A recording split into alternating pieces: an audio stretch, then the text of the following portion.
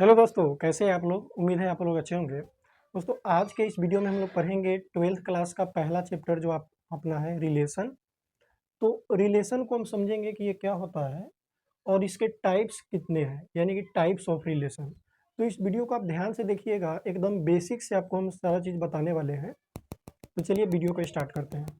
सबसे पहले दोस्तों हम लोग समझेंगे कि ये रिलेशन क्या होता है, ठीक है, और इसके बाद देखेंगे कि टाइप्स ऑफ रिलेशन क्या है। तो देखिए, रिलेशन का सिंपल मीनिंग क्या होगा, जैसे आप अपने पे ही लेकर के देख लीजिए। आपके अपने मम्मी पापा के साथ किस तरीके का जो एक रिलेशन है, या टीचर के साथ, या कोई फ्रेंड के साथ। तो ये हम लोगों को डेली लाइफ का एक रिलेशन हो गया है, ठीक है।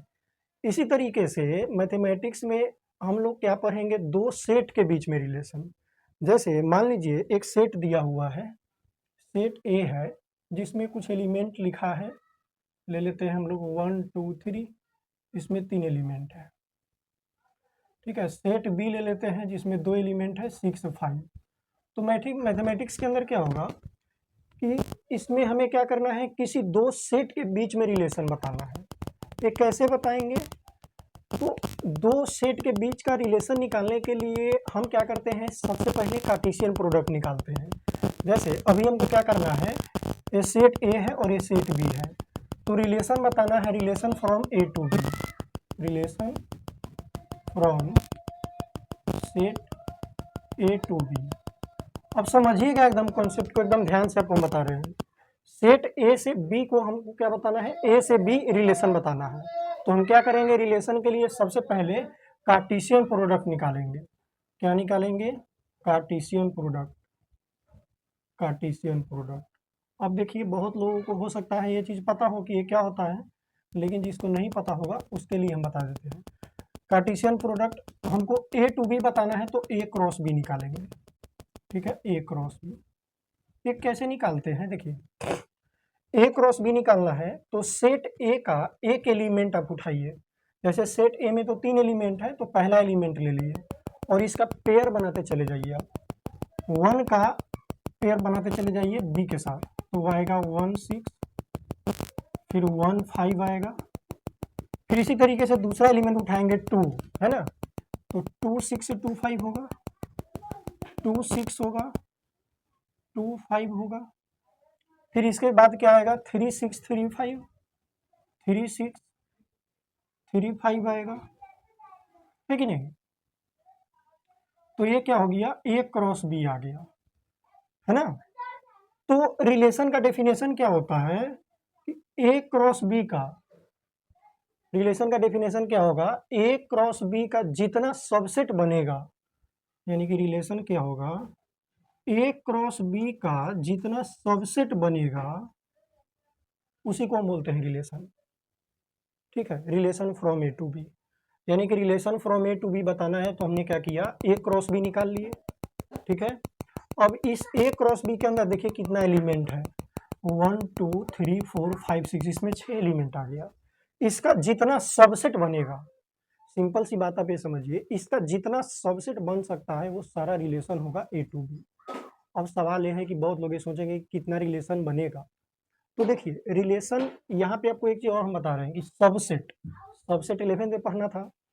तो नंबर ऑफ सबसेट निकालने का फॉर्मूला क्या था, आपको याद अगर होगा तो 2 के पावर में इन है। इन क्या है, नंबर ऑफ एलिमेंट।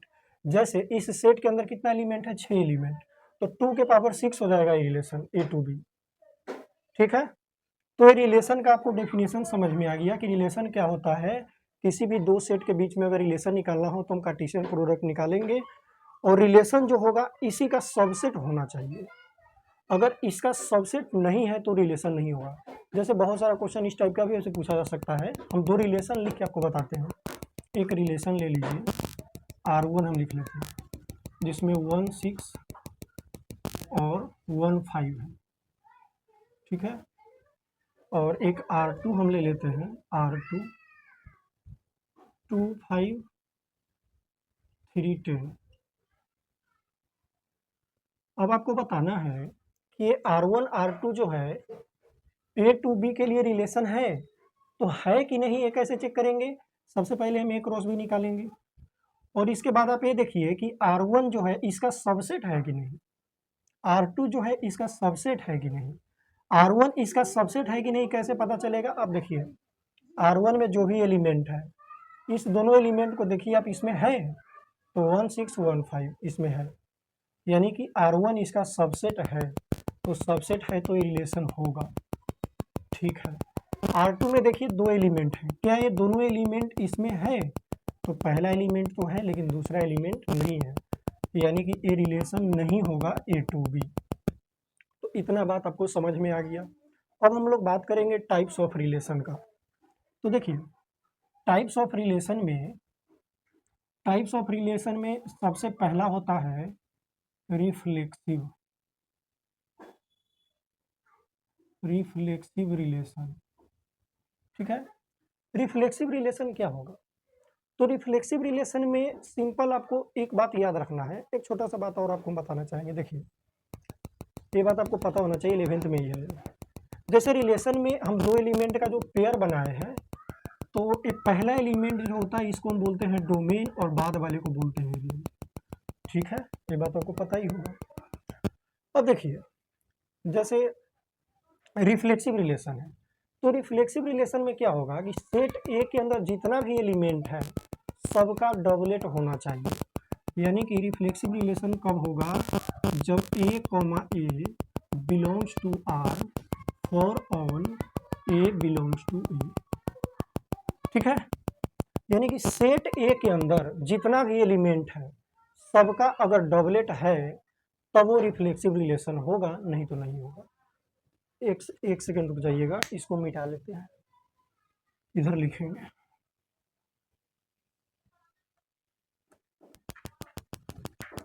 देखिए जैसे मान के चलिए एक सेट हम ले लिए, एक सेट ए ले लिए जिसमें कुछ एलिमेंट है 1 2 4 ही ले लेते हैं। ठीक है, अब हमको क्या बताना है? Reflexive relation. तो एक रिलेशन हम लिख के यहाँ पे आपको देते हैं और आपको बताते हैं रिफ्लेक्सिव है कि नहीं। एक रिलेशन हम R1 ले लिए, 1 1 2 2 4 4 6 7 नहीं 2 4।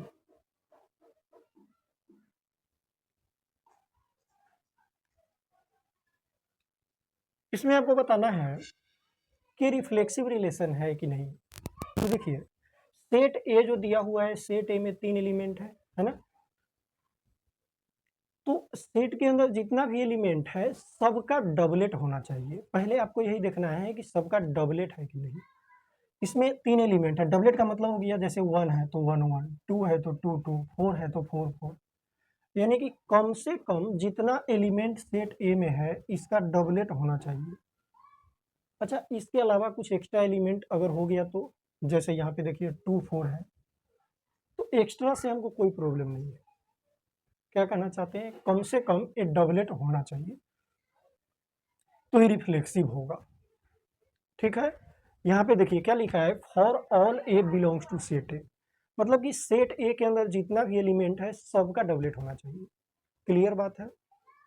अच्छा, एक बात और बहुत लोग वो सोच सकते हैं कि पीछे हम आपको समझा रहे थे रिलेशन का डेफिनेशन, तो उसमें क्या था कि relation from A to B, A से बी के लिए था, लेकिन ए जो अभी आपको हम बताए हैं सिर्फ सेट ए पे है, यानी कि ये रिलेशन ऑन ए है। Relation on A, relation on A का मतलब होता है खुद का खुद के साथ रिलेशन, यानी कि ए क्रॉस ए। ठीक है, अब देखिए इसके बाद दूसरा है सिमेट्रिक रिलेशन।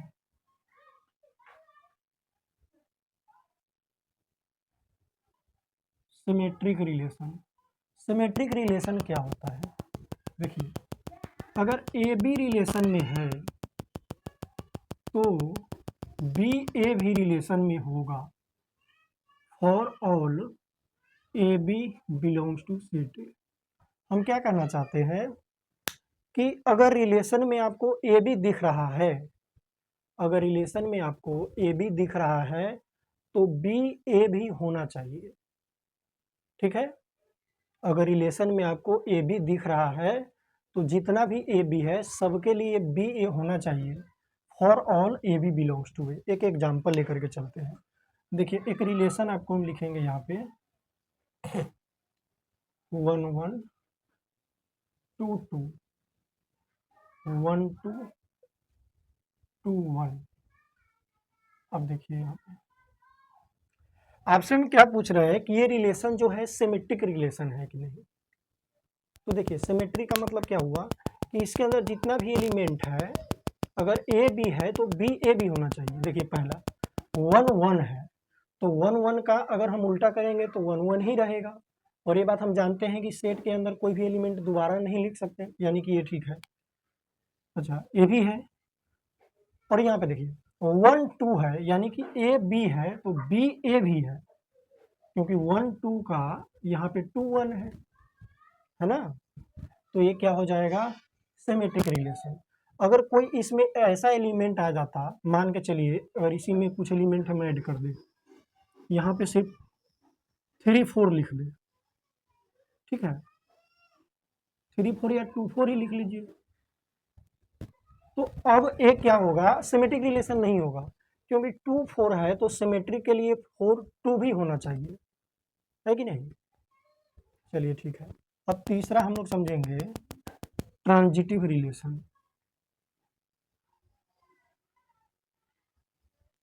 ट्रांजिटिव रिलेशन क्या होगा, इसमें क्या होता है अगर ए बी रिलेशन में है एंड बी सी रिलेशन में है तो ए सी भी रिलेशन में होगा for all A B C belongs to set. हम क्या कहना चाहते हैं कि अगर रिलेशन में ए बी है और बी सी है, अगर ए बी है बी सी है तो ए सी को भी होना पड़ेगा। इसका मतलब आप समझिएगा किस तरीके से, देखिए जैसे ए का फ्रेंड बी है, ठीक है, और बी का सी है, ए का फ्रेंड बी है और बी का सी है, तो ए का सी होगा ही होगा इस रिलेशन के अकॉर्डिंग, तभी ये ट्रांजिटिव रिलेशन होगा। जैसे इसका एक एग्जांपल ले लीजिए, मान लीजिए एक रिलेशन है R1, हम ले लेते हैं 2 3 ले लीजिए और 3 4 ले लीजिए, और देखिए 2 3 3 4 तो 2 4 होना होगा, 2 4 को होना पड़ेगा, है ना।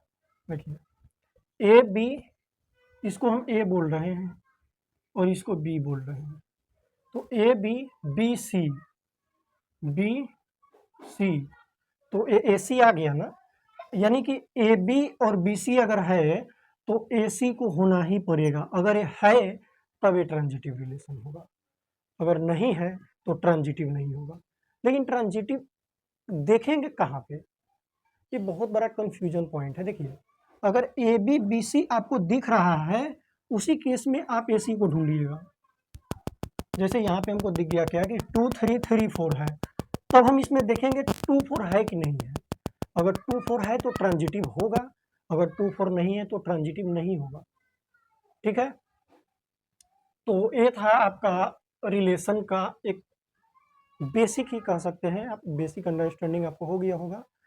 मिलते हैं फिर नेक्स्ट वीडियो में, हम लोग देखेंगे कि कुछ क्वेश्चन ऐसा आ जाता है कि रिफ्लेक्सिव सिमेट्रिक ट्रांजिटिव प्रूफ करो, ठीक है, और एक ऐसा रिलेशन है जो रिफ्लेक्सिव भी हो, सिमेट्रिक भी हो, ट्रांजिटिव भी हो, उसको हम इक्विवेलेंस रिलेशन बोलते हैं। इक्विवेलेंस रिलेशन हम बोलते हैं, इक्विवेलेंस रिलेशन उसको बोलेंगे जो रिफ्लेक्सिव भी होगा, सिमेट्रिक भी होगा, ट्रांजिटिव भी होगा। तो नेक्स्ट वीडियो में हम देखेंगे कि इक्विवेलेंस रिलेशन को प्रूफ कैसे करते हैं, ठीक है दोस्तों। तो मिलते हैं फिर नेक्स्ट वीडियो में। अगर वीडियो आपको अच्छा लगा हो तो वीडियो को जरूर लाइक कीजिएगा और चैनल पर नए हैं तो सब्सक्राइब कीजिएगा, और एक बार कमेंट करके जरूर बताइएगा कि ये वीडियो आपको कैसा लगा।